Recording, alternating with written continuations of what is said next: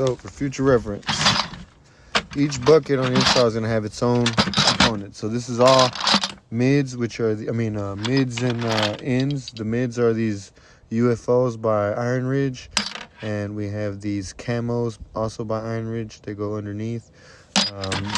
Second bucket will be all for our wires. So we got our meter, wire nuts. This will go in tools right here. Sorry.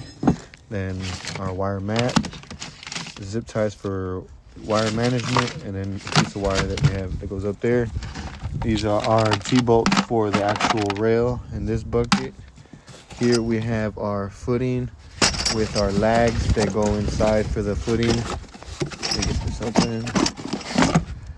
Then we have our drills and tools that'll be in this bucket. So we'll never have our tools in a bucket with tar or anything that could scratch them. Hardware always has its own bucket because it can either scratch our tools, which will damage it and shorten its life, and also anything that can mark it. And these are markings. So this is all like, this is for leaks. We use this for leaks, caulking, and then obviously our chalk just to mark in our caulking gun. So it's already dirty.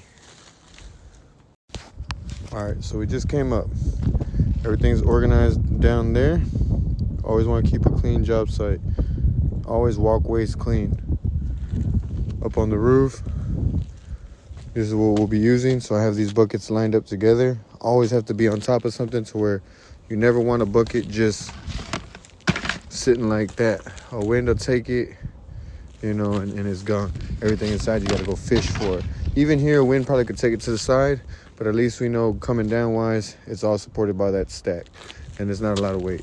Then we have our other buckets right here, our mids and ends, and then our footing and lags and T-bolts.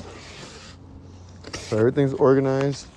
The only thing that we left on the roof was this here junction and copper. And the roofers did good because nothing looks damaged. So let's go. Okay, after staging, the next step is mapping. So as you see here, I have my map of how I'm supposed to lay. Couple portrait, all my panels are portrait except for the top, which is landscape, which is 6 panels at the top landscape, and the rest out of the 29 are portrait. Now let's go through it.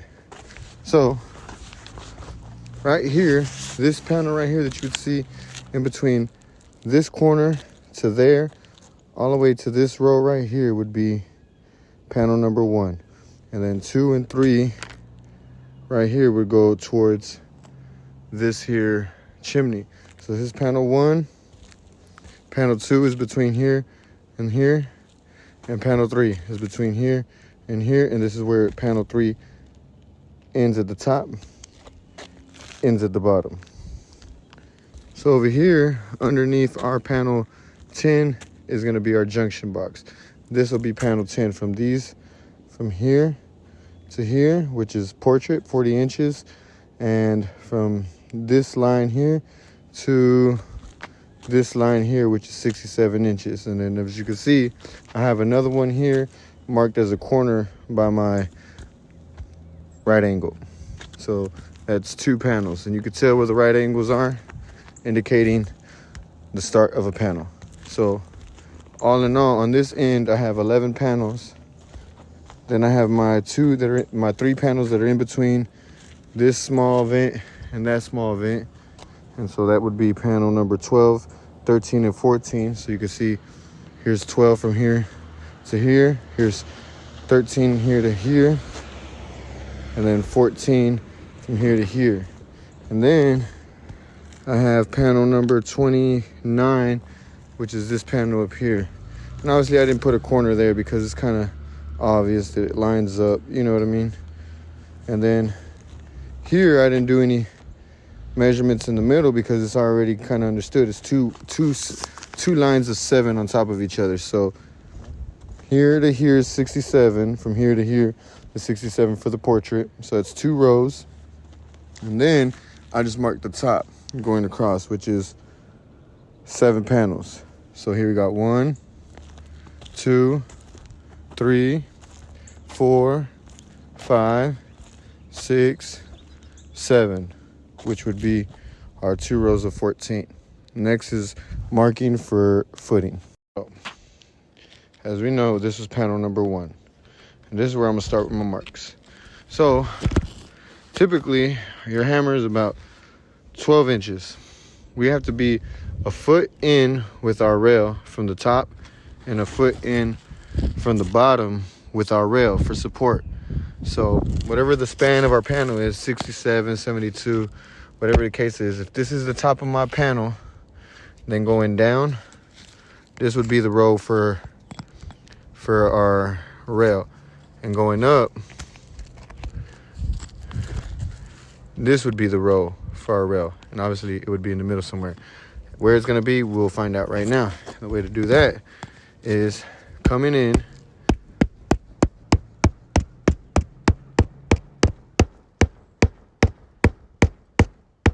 if you can hear it right there, is a lot more dense than off to the side where it's a little bit more hollow.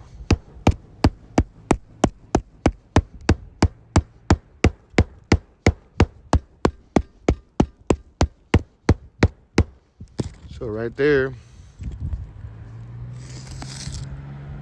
this would be where we're drilling our hole in the middle, which typically you want to do 4 fingers. So that's the 4th finger, right? It'll be a center there. And that would be the rafter that would hit, that's supporting the actual 2x4. So 24 inches from there to here, from here to there is where the rafters are and so forth that way. Okay. So this is our last footing where it's going to be marked, because this is our last, where the panel ends, right? This is the corner, the last corner of where our panel ends to get around this here chimney. So we can't put one in between, because then you're going to have a footing exposed, you know, and these footings are supposed to go under the panels. So as you can see, this is our square to there. And we have 1, 2, 3, 4, 5, 6 footings to support these 3 panels. So generally, you would want to do a staggered, but since it's a detach and reset and not a new system, we're limited to materials that we have. So now, I got it marked all the way all across. This is gonna be the first one to mark. We keep a green marker or green chalk just in case we miss our 2x4. We can go side to side until we hit it, and then the green we would mark so we can know which one is a good hole. So this would be where we want to penetrate, and we'll know we hit because, hold on.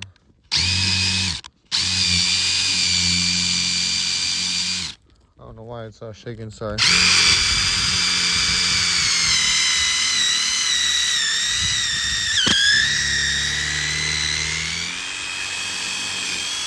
And that's how you know you hit, because it'll have that wood shake come out. So we know we hit the rafter.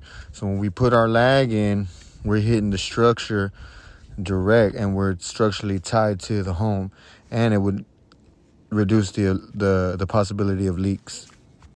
So in the event that you miss, which I did, I have 2 holes. This is the hole I was saying that we would mark green. So then the person coming behind me would see a green and an odd color, whatever color we're using to mark our holes, then he would know that the green would be the good one if there's more than 2. And then generally I try to make sure I make the hole visible, because then the sawdust will get in and they can't see the hole per se. So now that we have everything marked out and pre-drilled, where all the wood shakes are coming out, you can see we have our flashing kit station where we'll be putting silt on each one so we prevent leaks.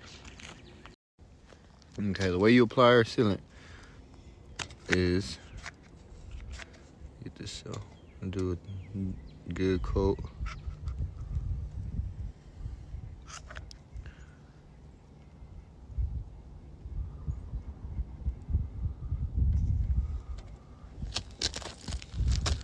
Really, we just want to seal around where the hole is, because that's where the water will be trying to go into, is where that hole is. Okay, now, so to install your flashing, as you can see, this is where our hole is at. So generally we'll be right above that hole. And this indentation will line up with this second line. So most people ask me, why don't I just mark from this top shingle to this bottom shingle? Because I always do 2 shingles. As you can see, it's 2 shingle lengths. Well, this way, when I put my flashing in and it covers the top line, I still have this line visible to line up with this indentation on our flash kit.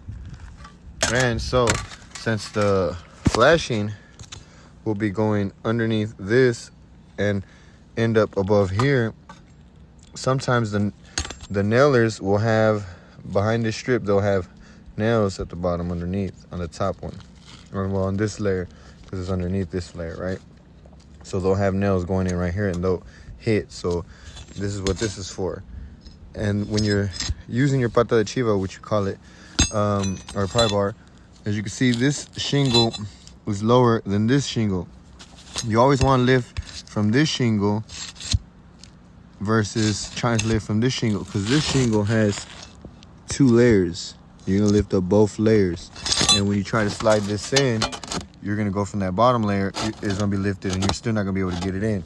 So you want to always lift from top layers, this one or this one.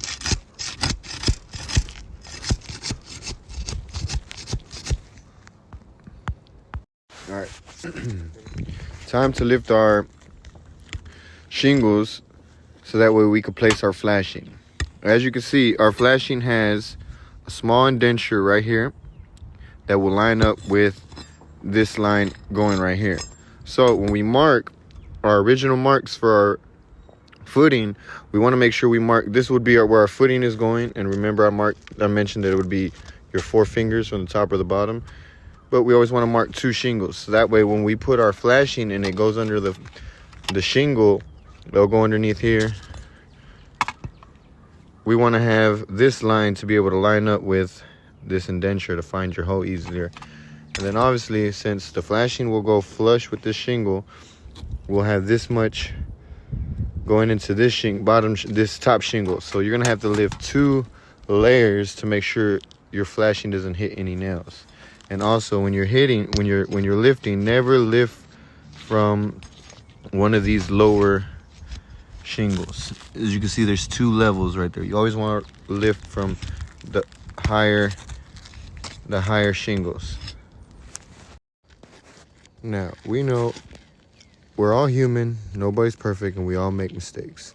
So in the event that you make an unwanted hole, as such, you can gently remove the tar here to go underneath, and you can patch these with this rolling tape, roofing tape, tar tape, whatever you want to call it. But it's basically, or essentially, a roll of tape that's tar on one side. This is tar, roofing tar.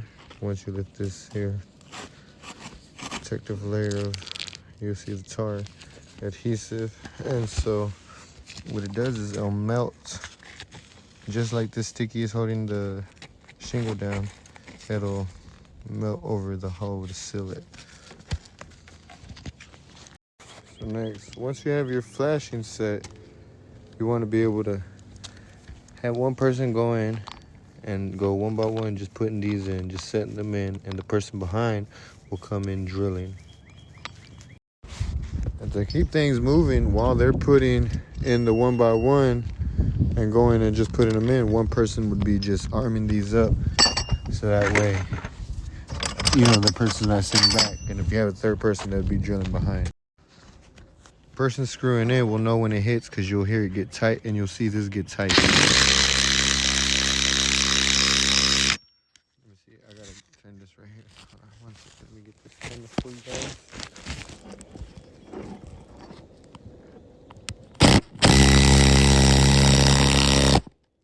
I don't know if you can see, but right here it's going in. And so, with our caulking underneath, it goes like this.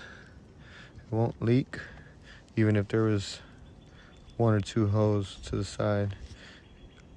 Generally, we won't miss too many but in the event that we do, we put one of those stickies underneath to make sure it doesn't leak. But this is sound, doesn't twist.